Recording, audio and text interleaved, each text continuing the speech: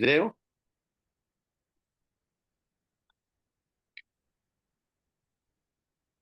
¿Ya se ve? Sí, sí se ve. Ya estamos entonces. Comenzamos.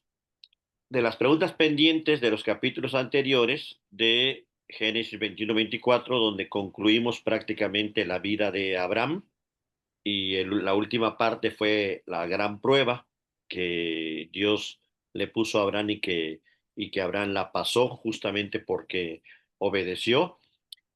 Surgieron cinco preguntas. La primera fue quiénes son los descendientes de Ismael, el primer hijo de Abraham.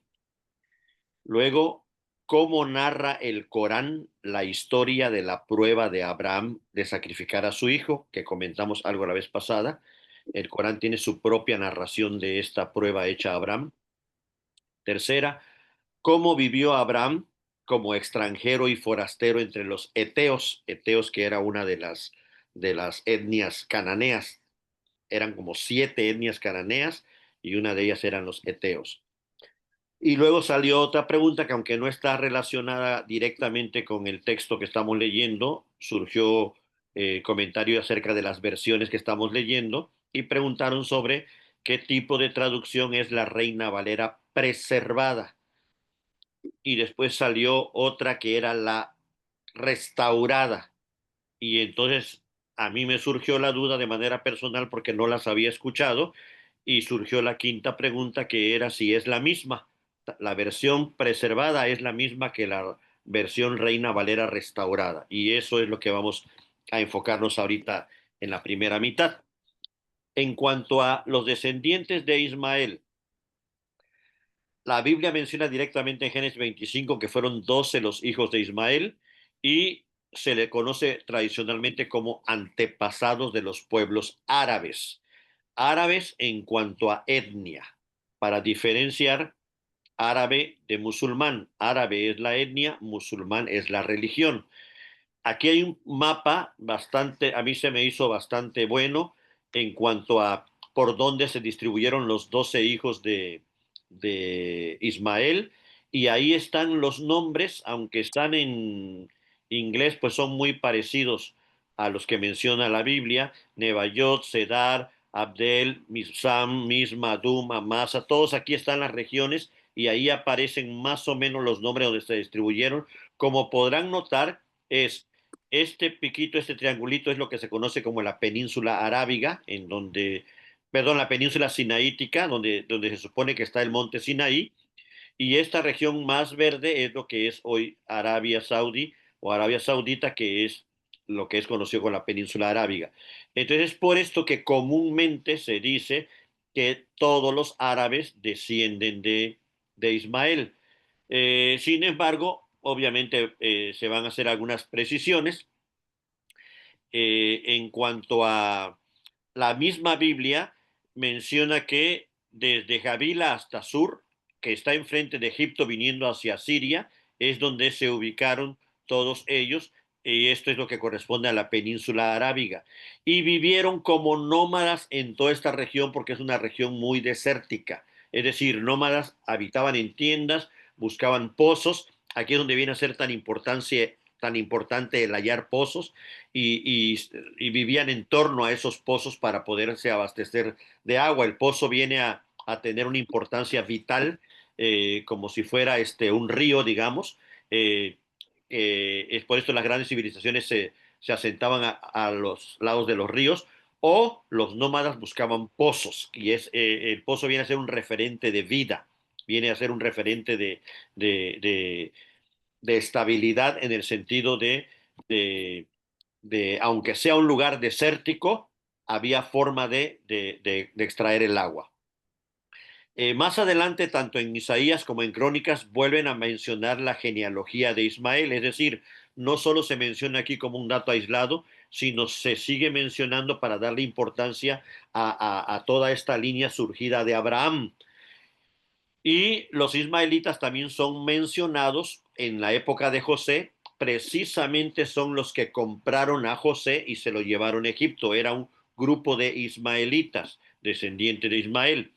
Históricamente, los pueblos árabes se consideran descendientes de Ismael, ellos a sí mismos se consideran descendientes de Ismael, especialmente los que tienen tradición islámica, o sea, especialmente los árabes que practican la religión del Islam. Ismael es visto como un padre ancestral y de él viene directamente, Ismael es el ancestro directo o de ahí viene la línea que llega hasta el profeta Mahoma. Es por esto que para ellos es tan importante hacer este vínculo y esta relación, especialmente los árabes que son musulmanes, ¿no? ¿Qué países hoy ellos a sí mismos se dicen que descienden de Ismael? No es lo que otros piensan de ellos. Ellos a sí mismos se consideran descendientes, tanto cultural o étnicamente como religiosamente. El primero, pues obviamente, Arabia Saudita, porque se considera que Ismael junto con Abraham fundaron ese monumento, podemos decir de manera, de la Cava o el Cubo, en donde hacen sus peregrinaciones cada año los islámicos. Para ellos ese lugar fue fundado por Abraham y por Ismael. Ellos tienen ahí una historia en donde después que Ismael se fue con Agar y que se estaba muriendo y Dios se les apareció y Dios le mostró ese pozo para que el muchacho se mantuviera vivo. Ellos dicen que más adelante con el tiempo, Abraham los fue a visitar y ahí construyeron este lugar, la Cava, que está ubicada en la ciudad de la Meca. Es por esto que para ellos es tan importante tanto la ciudad como ese monumento en donde cada año hacen las peregrinaciones. Cerca de ese lugar hay otro lugar, me parece que se llama Mina, ahí mismo en esa región, en donde hasta la fecha los árabes ofrecen sacrificios en recuerdo de que en ese lugar iba a ser sacrificado Ismael. Ellos deducen que fue Ismael el que iba a ser sacrificado ese día cuando Dios probó a Abraham. Hasta la fecha ellos siguen haciendo sacrificios.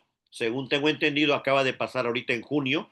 Es un sacrificio anual que hacen, es cantidad de animales que son ahí sacrificados. Eh, Tengo entendido que se parte el animal en tres porciones, una porción para la familia, otra porción para parientes y amigos y la tercera porción para pobres y necesitados. Pero esa práctica hasta la fecha la continúan. Otros países que consideran descendientes de Ismael son actualmente Yemen, Emiratos Árabes, Omán, Qatar, Kuwait, Bahrein, lo mismo Jordania, Siria, Líbano, Irak, Egipto, Palestina, Mauritania, Sudán y otros países más del norte de África como Argelia, Marruecos, Túnez y Libia, que mayoritariamente hoy son musulmanes. Entonces, digamos que esto es como aquí les dejo los datos para que ustedes vayan revisando, pero ellos a sí mismos se consideran de la descendencia directa de Ismael. En cuanto a la diferencia que ya hemos comentado, no revolver árabe, que es la identidad étnica y lingüística, de musulmán, que es su identidad religiosa, en donde Alá es su único Dios, Mahoma es su último, no único, último y más perfecto profeta, y el Corán es su libro sagrado. Entonces, musulmanes hay en todo el mundo, no solamente los árabes. Se puede ser mexicano, musulmán, se puede ser chino, musulmán, se puede ser... Entonces, musulmán es la religión que abarca varios países, árabe es la etnia que desciende de Ismael, pero lo mismo, no todos los que son árabes son musulmanes. Hay árabes de etnia árabe, de país árabe, que son cristianos. Hay muchos cristianos en esa región. Entonces, para concluir, podemos decir, no todos los árabes son musulmanes y no todos los musulmanes son árabes, aunque sí, gran parte de los árabes son musulmanes. Y el Islam nació dentro de lo que es el contexto árabe, es por esto que a veces se confunden y pensamos que son sinónimos. Pero esa podría ser la conclusión. No todos los árabes son musulmanes y no todos los musulmanes son árabes. En cuanto a la segunda pregunta de cómo narra el Corán la historia de la prueba de Abraham de sacrificar a su hijo, aquí les puse, ellos no dividen en capítulos y versículos, se llaman suras. En la sura 37, de 99 a 113, aquí les dejo la traducción textual. Abraham es Ibrahim, es el, no sé cómo se pronunciará en árabe, pero estoy leyendo textualmente en español, en donde no especifican directamente que Ismael iba a ser sacrificado, pero sí hablan del sacrificio. Y el dato relevante es que después de ese sacrificio es que se anuncia a Isaac. Es por esto que ellos dicen, el que iba a ser sacrificado era Ismael, porque Isaac fue anunciado después. Textualmente el Corán no lo dice, ellos lo deducen a raíz de que el anuncio de Isaac es posterior a la revelación que hace el Corán de cuando fue el sacrificio. Entonces, para ellos deducen quien estaba en el sacrificio era Ismael porque Isaac aún no nacía. Aquí les dejo textualmente traducida textualmente al español para que ahí en un rato que tengan lo lean. Y lo que podemos decir es que el Corán narra la historia de esta prueba de Ibrahim, que es Abraham, al ofrecer a su hijo en sacrificio, pero con diferencias importantes con lo que hace el relato bíblico de Génesis 22. En el Corán eh, dice, y cuando su hijo creció lo suficiente para trabajar con él, dijo, oh hijo mío, he visto en un sueño que te sacrifico, mira qué opinas tú. Y el hijo respondió, oh Padre mío, haz lo que se te ordena, me encontrarás si Dios quiere entre los pacientes. Así dice en español textualmente el Corán. Aquí podemos ver una primera diferencia. En el relato bíblico eh, no hay ningún diálogo entre Abraham e Isaac. Isaac no sabe nada, sino hasta en el momento del sacrificio es que es tomado y puesto como sacrificio. En cambio, en el Corán mencionan que hay un diálogo y que el hijo dio su consentimiento, y esta es una de las primeras diferencias que hay en cómo se narra en el Corán y cómo se narra en la Biblia. Luego, eh, cuando ambos, dice el Corán, cuando ambos se sometieron y Abraham lo puso sobre su frente, lo llamamos, oh Abraham, has cumplido con la visión, así recompensamos a los que hacen el bien. Es decir, es muy parecido a la Biblia que Dios interviene para detener el sacrificio y reafirmando que solamente estaban probando a Abraham.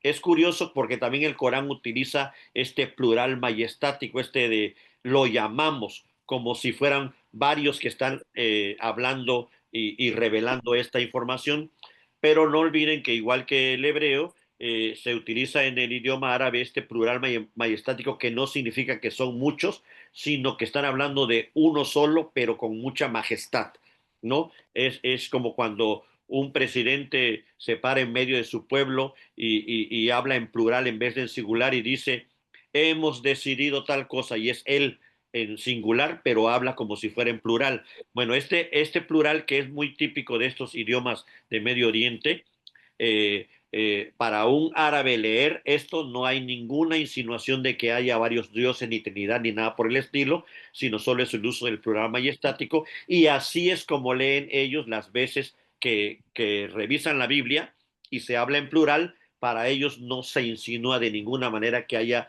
más personas, sino solamente es una sola, usando el plural majestático. En el Corán se alude a un animal, pero no se detalla qué tipo de animal. Nada más dice el rescate con un sacrificio sustituto y le rescatamos con un sacrificio. Es todo lo que dice el Corán. Y le rescatamos con un gran sacrificio. En cambio, en la Biblia sí se detalla específicamente que fue un cordero y que estaba atorado entre las zarzas y que lo tomó Abraham y lo sacrificó en sustitución de Isaac. Otro dato, eh, justamente aquí es donde está la mayor diferencia, que dice que después fue anunciada la buena nueva de Isaac, que iba a ser un profeta entre los justos. Es decir, después del sacrificio es que se anuncia la llegada de Isaac. Y entonces aquí es donde está la gran diferencia con la Biblia, porque en la Biblia se menciona que es Isaac el que está siendo sacrificado.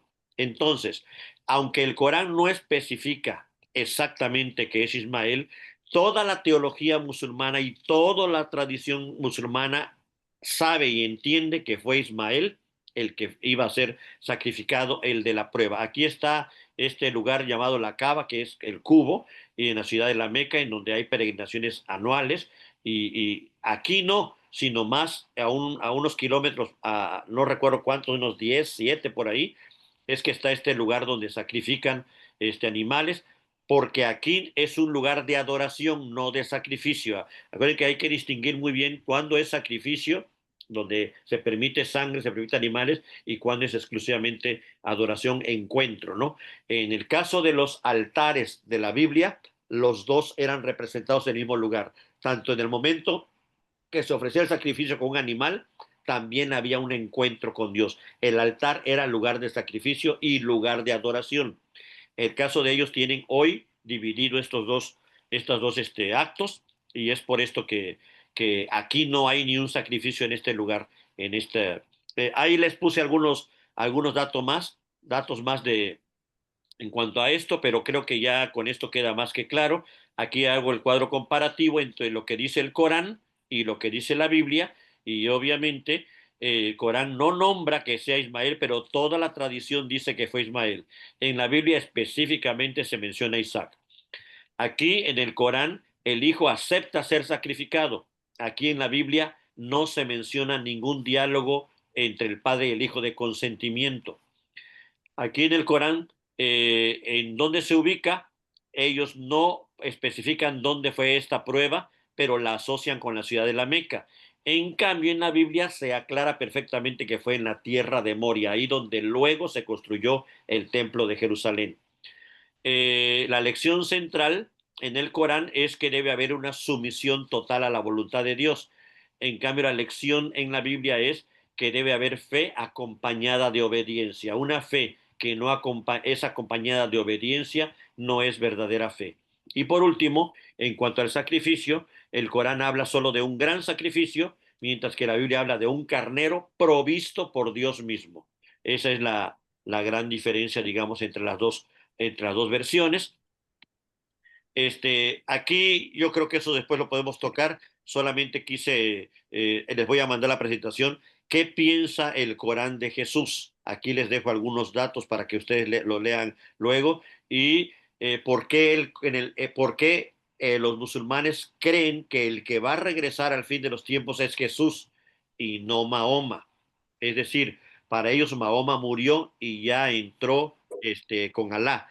En cambio, Jesús para ellos no murió, para ellos dicen que es mentira, que eso que dice la Biblia, que murió y resucitó, no es cierto, que solo fue llevado al cielo y va a regresar para cumplir las promesas que faltan, en donde Él va a ser rey, pero una vez cumplidas las promesas, Jesús va a morir y va a terminar su misión. Entonces, hay una serie de confusiones, por eso para ellos sí toman en cuenta el Antiguo y el Nuevo Testamento nuestro, pero dicen que está muy distorsionado, que todas esas escrituras están contaminadas, que le hemos añadido cosas que no están, y por eso para ellos el Corán es la revelación perfecta. Entonces, para que vayamos teniendo una idea, para ellos Mahoma es el último profeta, pero no solo el último, el sello de los profetas, es decir, después de él no debe haber nada más, no hay nada más. Entonces, aquí les dejo también estos datos para que los tengan en cuenta, sobre todo porque hoy se habla mucho de las tres religiones abrámicas: islámicos,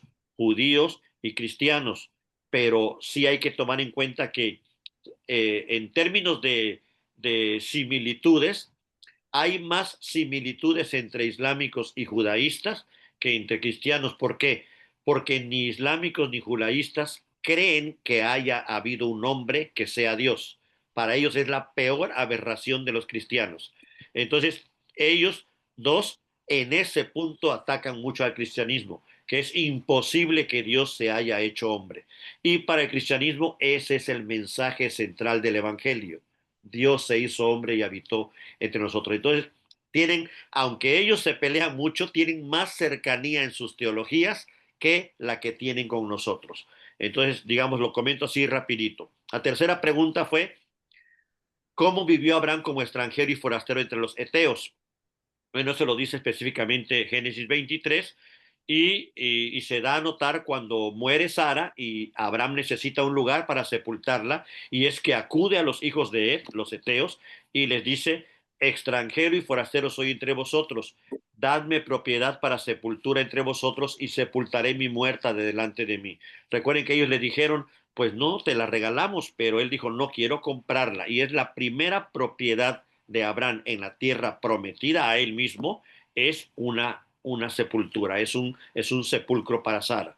Es la única propiedad que Abraham tiene en toda su vida. Él siempre fue forastero, habitó en tiendas, tenía que pedir permiso para habitar en las regiones donde iba y habían ciertas autorizaciones para los nómadas, pero había ciertas, digamos, legislaciones de la forma en que debían ellos de vivir en cada región. Acuérdense que tenemos muchos datos en donde Abraham tiene que tener acuerdos con el rey de la región, por ejemplo, con Abimelech, cuando abren un pozo, el pozo lo abrió Abraham, pero está ubicado en la geografía de ahí, del rey de Abimelech.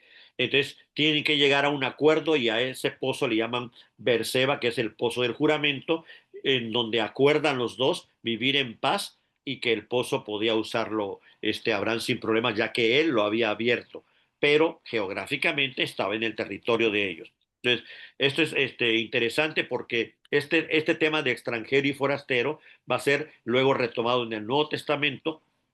Extranjero tiene que ver con que no tiene la ciudadanía del lugar, él pertenece a otra ciudadanía.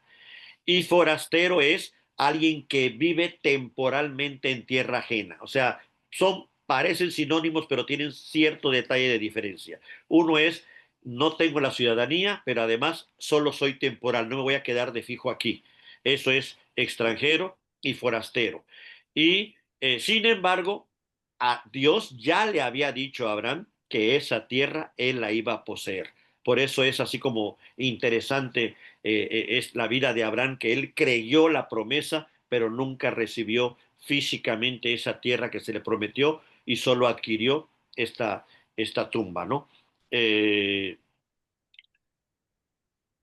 podemos más o menos ubicar hoy en dónde está esa cueva, la cueva de Macpela está aquí en Hebrón, es lo que hoy se conoce como Cisjordania, es una de las regiones que están en pleito serio, como la región, la franja de Gaza es esta que está aquí a la izquierda, esta pequeñita, y Cisjordania es todo esto que está de verde. Se le llama Cisjordania porque es la región que está antes del Jordán, y Jordania es la que está después del río Jordán. El río Jordán está en esta, no sé si lo ven aquí, el Mar Muerto, es este que se ve aquí, y el río Jordán es el que atraviesa y llega hasta el norte, aquí a este pedacito de arriba que es el Mar de Galilea. Entonces, aquí está Hebrón, aquí fue donde estuvo al final de sus días Abraham, ahí fue donde compró la cueva, es la única propiedad de Abraham antes de morir, en donde sepultó a Sara, y después él mismo va a ser sepultado ahí por Isaac y por Ismael, ahí mismo en esa propiedad, digamos, ya propiedad de Abraham. La cuarta pregunta fue de qué tipo de traducción es la Reina Valera restaurada. Aquí yo mismo tuve varias confusiones porque de repente no entendía bien si era lo mismo o era otra. La Reina Valera restaurada, RVR, y la Reina Valera preservada, la RVP. Lo que sí nos indica es que todas están basadas en la Reina Valera original. Ahorita vamos a desglosar un poquito eso. Pero están existiendo después de la Reina Valera 60 nuevas revisiones. Y esta fue publicada en el 2015 por la Sociedad Bíblica Trinitaria de México. Y eh, cabe mencionar que ellos consideran, le llaman preservada o también restaurada. Son dos que podemos decir la restaurada y la preservada tienen la misma idea original, pero la hicieron dos organizaciones diferentes. ¿Cuál es la idea original? Según ellos, la Reina Valera 60 está contaminada y buscaban ellos restaurar la Reina Valera antes de la Reina Valera 60. Entonces tomaron en cuenta la 909, incluso se fueron a la 1602, porque para ellos la Reina Valera ya no está limpia, ya está contaminada con todas las ideologías liberales del siglo XIX y XX. Ahorita les explico un poquito por qué.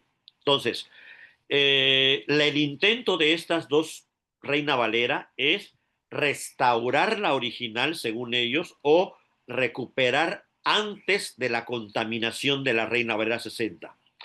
Está por demás decir que no quieren a la Reina Valera 60. Curiosamente, la Reina Valera 60 es la versión más querida por los evangélicos, pero quiero mencionar que quizás nosotros ya no vivimos este pleito. Cuando nacimos, muchos de nosotros ya estaba la Reina Valera 60 y crecimos amándola. Pero cuando se inició la Reina Valera 60 y se empezó a dejar de lado la 909, fueron pleitos a nivel evangélicos, porque de hecho hay iglesias en la actualidad que si ustedes van, solo se lee la 909 porque consideran que la 60 ya está contaminada. O sea, este pleito viene de años, se dio en México, se dio en América Latina, y ahorita les explico cómo empezó este movimiento actual de restaurarla. Resulta que una de las Biblias, o más bien muchos investigadores, muchos académicos, tienen, los que hablan inglés, así como nosotros amamos la Reina Valera 60, ellos aman la King James. Y para ellos es la Biblia más sólida, más estable, más fiel a los textos originales.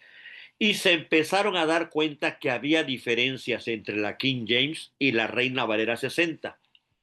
Y empiezan a darse cuenta que habían textos que no aparecían y que en una sí, pero en la otra no. Y entonces dijeron, pues no que la King James y la Reina Valera usaron el mismo manuscrito original en griego para hacer su traducción. Empiezan a hacer la investigación y resulta que sí, tanto el rey Jacobo cuando mandó a hacer la Biblia como Casiodoro de Reina cuando hizo la primera traducción en español, usaron de base el mismo texto griego conocido como Textus Receptus, que significa texto recibido. Un hombre de Holanda llamado Erasmo de Rotterdam, muy famoso, muy conocido, él recopiló los escritos griegos de la época y armó un texto griego sólido que sirvió de fundamento para todas las traducciones en una época en donde estaba prohibido traducir la Biblia. Cuando este hombre armó este Textus Receptus, conocido como TR, el texto recibido, todos los idiomas en Europa empezaron a tomarlo de base para hacer sus respectivas traducciones en los años 1600 y posteriores. Pero resulta que en el 1900 se empiezan a dar a conocer y a descubrir muchos más manuscritos del griego del Nuevo Testamento, más antiguos que los que conoció Erasmo de Rotterdam. Y entonces los estudiosos en el siglo XIX y XX empezaron a armar un nuevo texto que se le conoce como el texto analítico o el texto crítico, que usa manuscritos griegos más antiguos que los que se usaron en 1600. Pero para los de la época del 1900, esto no era correcto, porque decían que eso era una distorsión, eran descubrimientos recientes, que eso iba a contrarrestarle la verdad a la Biblia, y hubo una oposición. El caso es que fue una, digamos, a decir entre comillas, un pleito entre los fundamentalistas que querían mantener sus Biblias originales que venían desde el 1600 y los más liberales o críticos que estaban encontrando textos en griego mucho más antiguos y desarrollaron este nuevo texto griego llamado el texto crítico. La Reina Valera 60, cuando se traduce, cuando se revisa, se basa, oigan esto porque es interesante, se basa en el Textus Receptus, o sea, el texto de 1600, el de Erasmo de Rotterdam, pero en algunas cosas toma en cuenta el texto crítico. Y para ellos, los fundamentalistas, esto fue una traición, una contaminación, porque no tomó sólidamente solamente el Textus Receptus. Espero no estarlos confundiendo, pero ahorita me hacen las preguntas que ustedes consideren. Es por esto que este grupo, que son más recientes, decidieron hacer una traducción al español más fiel al Textus Receptus de Erasmo de Rotterdam, que se pareciera más a la King James de Estados Unidos, o sea, es como ahí viene el vínculo, y que solo actualizara el lenguaje, porque la Reina Valera 60 descubrió que había versículos que estaban en el texto de 1600, pero que en originales de griego más antiguos no existían, es decir, parece ser que fueron añadidos. Entonces ellos pretendiendo ser más fieles, quitaron o no quitaron esos versículos, pero pusieron una nota a pie de página diciendo, este versículo no está en los originales. Esto le pareció a los que defendían las versiones más antiguas como algo muy liberal y no correcto. Entonces, digamos que aquí ya se da el encuentro de dos ideas. Estamos hablando de más fundamentalistas o más conservadores contra más críticos, más académicos, y es por eso que tenemos. La Reina Valera 60 se quedó en medio. Está basada en el texto Receptus de Erasmo de Rotterdam, pero toma en cuenta ciertos aspectos del texto crítico. Estas Biblias, tanto la restaurada como la preservada, se van directamente al texto Receptus sin tomar en cuenta los descubrimientos del siglo XIX.